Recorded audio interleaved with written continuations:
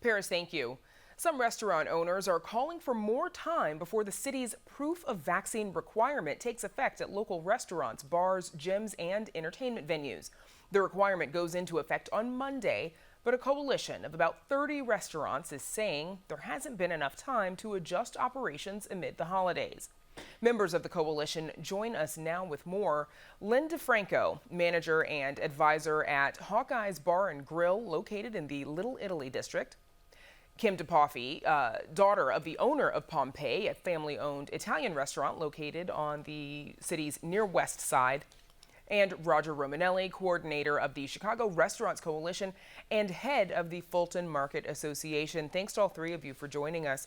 Roger Romanelli, let's start with you, please. As the coordinator of this restaurant coalition, what pushed you to organize this movement and call on the city to postpone this requirement taking effect? Well, that's an excellent question. When our coalition heard Mayor Lightfoot's announcement on December 21st, obviously we took note, and we felt that a January 3rd start date was fast. So we took a look at what they did in Boston and Washington, D.C. and New York City. Boston gave their restaurants 25 days, Washington, D.C. 25, New York 40 days. In Chicago, it's 13 days. And it's right during the holidays when restaurant owners are busy and swamped and planning to spend time with their family members. Look, there's a lot of details involved with checking vaccine papers and having restaurants ready to go. We want to help the city be safe. Restaurants want safety for their customers and their employees. 13 days right after the holidays, I'm sorry, that's just not fair.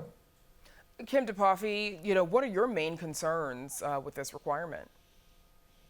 Concerns is just the flow and what this is going to do to our customers even walking in the door. So we need more time to get the rest of our employees that maybe are not vaccinated, give the customers more time to get vaccinated. But the flow is our biggest concern because we're a fast casual restaurant. So just where are we stopping the customer? Are we catching them outside? We don't want anybody standing outside, waiting to come into the restaurant at this time of the year. If we're bringing them in and then turning them away, how does that make us really look? And what is this effect going to have on our employees as well? Lynn DeFranco, what about you? Is this just about not having enough time to prepare for this requirement, or is it more than that for you? Well, it's more than that, but certainly the time element is huge. I mean, we have, as most restaurants do, various corporate parties and organizations. They want to either celebrate Christmas Eve or they wanted to spend New Year's Eve with us, or New Year's Day, as a matter of fact. So we're using our staff to fulfill customer responsibilities.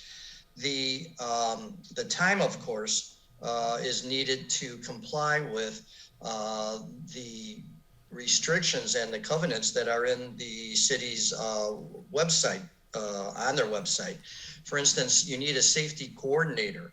Well, okay, I guess that's somebody, but you have a lot of shifts when you come to running a restaurant or any type of hospitality.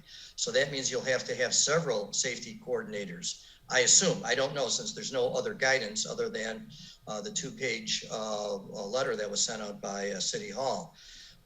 You have a situation where there are, during the day, we'll have anybody that's near the front will walk somebody in to the restaurant, to the dining area, and seat them. There's not a hostess per se, kind of like Pompeii, Kim's establishment. So they're sitting down now. I suppose we have to go over there if they grab a seat and ask for the vaccination card. Then we have to keep records of all of this. So obviously, it sounds like a lot of steps that each of you would have to take to implement something like Yes. this. Roger, if restaurants had been given more time to prepare for this, do you think a vaccine requirement like this, or a proof of vaccination requirement like this, could improve the COVID surge? Well, that's a very good question. I personally listened to what the restaurants wanted to do here, and the restaurants wanted to comply with the order, but they wanted more time. In terms of dealing with the COVID surge, we really need all hands on deck. And again, like I say, since the pandemic began, the restaurants have been doing wonderful work to keep everybody safe. I would just say to you that if the mayor's intent is to get more people vaccinated and for us to defeat the virus, then if it's good for restaurants to check vaccination papers, anyone that walks into City Hall or any government building in Chicago, they should also be required to show their vax papers and their IDs. Look, we need an all hands on deck, and we cannot portray restaurants as dangerous spots alone. Roger, what response have you received from the city about your request for more time? Well, I will say, unfortunately, the mayor and her staff yesterday just dismissed it outright, and we're saying January 3rd. And, unfortunately, they also said something like, we're holding seminars. They had one seminar on the 22nd. They're having one on December 29th tomorrow, and they're having another one on January 4th. But all of this is on the fly, and it's simply a matter of, we know that the mayor and the city staff want to get a handle and defeat the COVID virus. We all do. But restaurants are not departments of the city government. All businesses deserve, just like in Boston and DC and New York, they deserve at least 25 days to implement these very serious requests. So the mayor's staff has said, no, we're going ahead with January 3rd, and the fines could be up to $500 a day. And hopefully we'll be able to come back to that. But Kim, what kind of response are you expecting from customers when this goes into effect next week?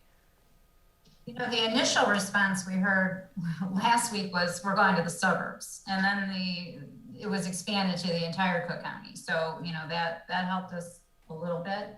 So I hope we don't lose the customers that we're finally getting back into the restaurant this past year. Okay.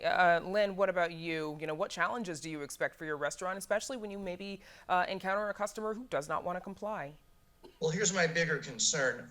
A single customer or a couple we can probably handle.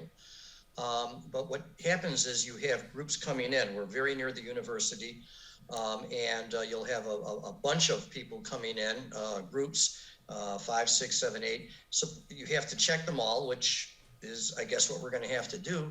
But suppose one is not vaccinated. Do we lose all of them? There are going to be a lot of irate customers. And some of these people come from out of town, so they don't know the rules, and it's going to be a mess. It's going to be a mess. I don't think it was well thought out, and we're all going to have the same problem. Okay.